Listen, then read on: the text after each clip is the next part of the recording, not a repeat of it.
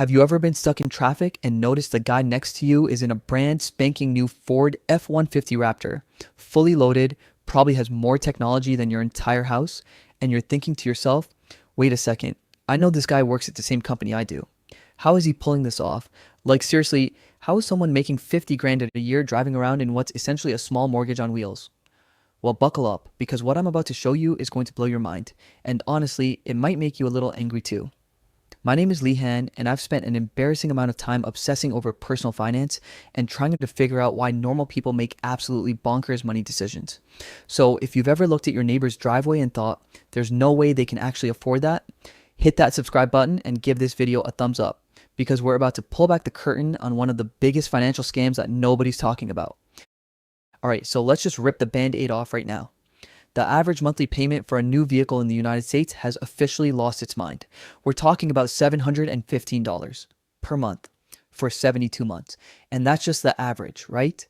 When you start looking at what people are actually paying for pickup trucks and SUVs, which, let's be honest, is what everyone wants these days, we're seeing payments north of $1,000. I've personally seen loan documents where people are paying $1,300, $1,400, even $1,500 every single month for a vehicle. Think about that for a second. $1,500 a month. That's $18,000 a year just for the car payment. Not insurance, not gas, not the oil changes or the new tires or the inevitable repairs. Just a payment. For a lot of people, that's more than they spend on rent. It's probably more than they're putting into their retirement account, if they even have a retirement account at this point. Now, here's where it gets interesting, and I mean interesting in like watching a train wreck kind of way. The median household income in America is around $75,000 a year. After taxes, we're talking about maybe $4,000, $4,500 a month hitting people's bank accounts. And somehow, some way, they're taking $1,000 to $1,500 of that and just handing it over to Ford or Chevy or Ram every single month without blinking an eye. So the question isn't really how are they affording it? Because spoiler alert, they're not. The real question is, what kind of financial voodoo is happening behind the scenes to make this nightmare look normal? Let me paint you a picture of how this actually goes down. It's a Tuesday afternoon. Some guy named Brandon walks into a dealership because his current truck, which is only 4 years old by the way, just isn't doing it for him anymore. Maybe it doesn't have the new fancy tailgate. Maybe the infotainment system feels outdated. Whatever. He wants something new. The salesman, let's call him Rick, because every car salesman I've ever met is named Rick. He sits Brandon down and asks the magic question. What kind of monthly payment are you comfortable with? Notice he didn't ask how much truck can you afford. He didn't ask what's your budget for transportation. He asked about the monthly payment, because that's the only number that matters in this whole con game. Brandon thinks about it and says, I don't know, maybe $600. I'm paying $550 now, so I could probably swing another $50. Rick smiles because Rick knows exactly what he's doing. He pulls up the beautiful truck Brandon wants, the one that's $68,000 before taxes and fees. He punches some numbers into his little calculator, furrows his brow like he's doing Brandon a huge favor, and says, well, if we stretch this out to 84 months, I can get you to $675 a month. How's that sound? And Brandon, he doesn't think about the fact that 84 months is 7 years. He doesn't calculate that 675 times 84 equals $56,700. Plus the $12,000 down payment they're rolling in from his trade that's underwater, plus the interest, plus the taxes and fees. He's not thinking about any of that. He's thinking, yeah, 675, I can make that work. And just like that, he's signing papers that are going to haunt him until 2031. But here's the thing that makes this even more insane. Brandon's current truck, the one he's trading in, he still owes $21,000 on it. The dealer's giving him maybe $16,000 for it on trade, so there's $5,000 in negative equity that's just going to magically disappear. Right? Wrong. Rick's rolling that into the new loan. So Brandon's new $68,000 truck, he's actually financing $73,000 and he doesn't even realize it. This is what I call the debt carousel, and once you're on it, good luck getting off. Because what's going to happen is in 3 years, Brandon's going to be tired of this truck too. He's going to want the newer model with the even fancier features, but he's still going to owe $40,000 on a truck that's worth maybe $30,000. So that $10,000 in negative equity, it's getting rolled into the next loan, and the next one, and the one after that. Brandon's going to spend the rest of his life paying for trucks he doesn't own anymore. Now let's talk about the psychology of this, because this is where it gets really twisted.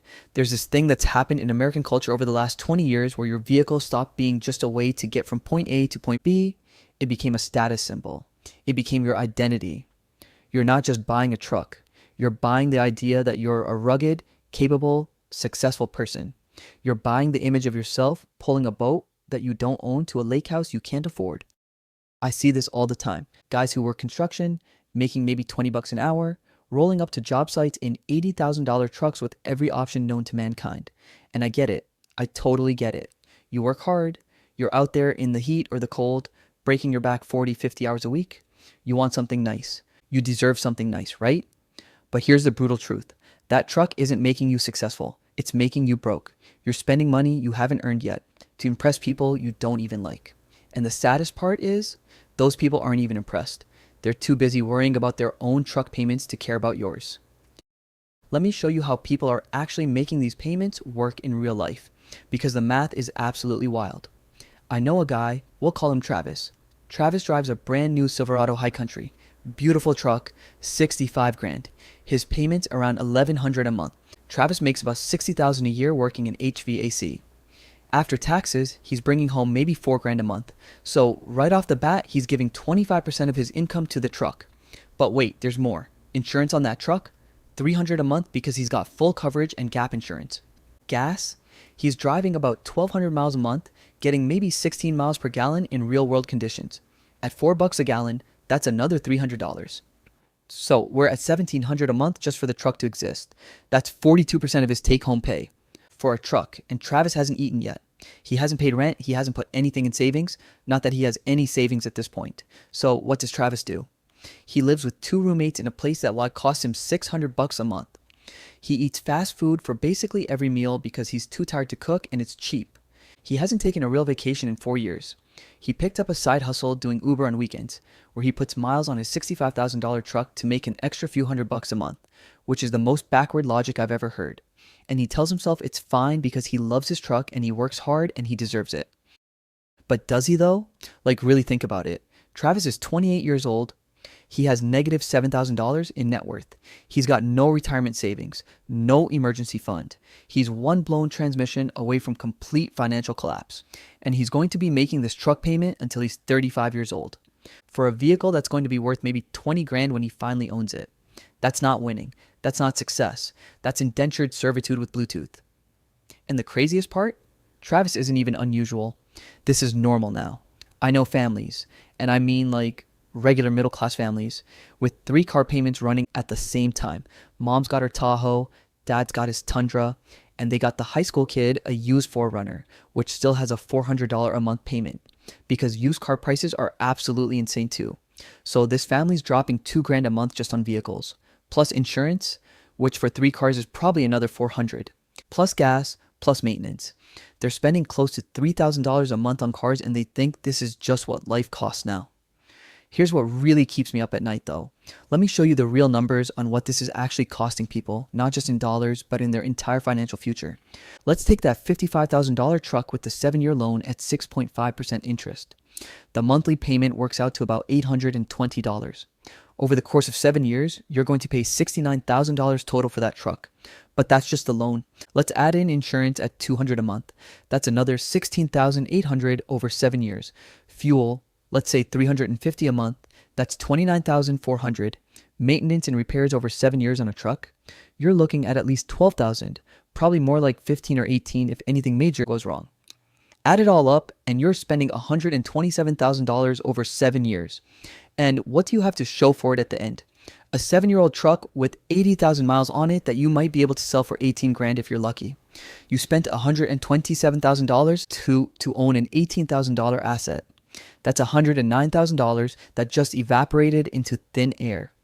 But it gets so much worse when you think about opportunity cost. If you had taken that $820 a month and invested it in a boring S&P 500 index fund, earning a conservative 8% annual return, do you know what you'd have after 7 years? $77,000. You'd have $77,000 in wealth that you built. Instead, you destroyed $109,000 in wealth so you could drive a truck with a fancy grill. And let's project that out even further, because this is where it gets really depressing. If you kept investing that $820 a month for 30 years, which is a typical career span, you wouldn't have $77,000. You'd have $1 million. $1 million.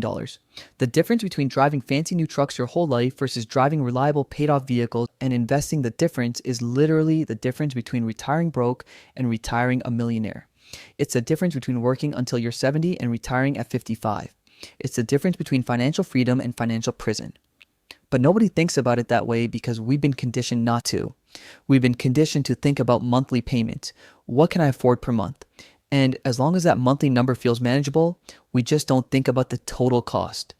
The car industry has spent billions of dollars figuring out how to hack our brains, how to make us focus on the monthly payment and ignore everything else. They know that if they can get you focused on whether you can afford $900 a month versus thinking about whether you can afford $75,000 total, they've won. And let's be real about what happens when people finally realize they're in trouble. Because eventually, something breaks. Maybe they lose their job. Maybe they have a medical emergency. Maybe they just get tired of being broke all the time.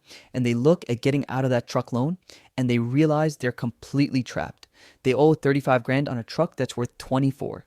They'd have to come up with $11,000 cash just to sell it and walk away. And they don't have $11,000. They don't have $1,100. So they're stuck. They keep making that payment month after month, year after year. Because what other choice do they have? The whole system is designed to keep you stuck.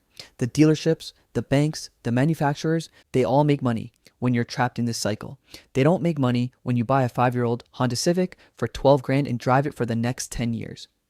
They make money when you're constantly trading, constantly upgrading, constantly owing more than your vehicle is worth.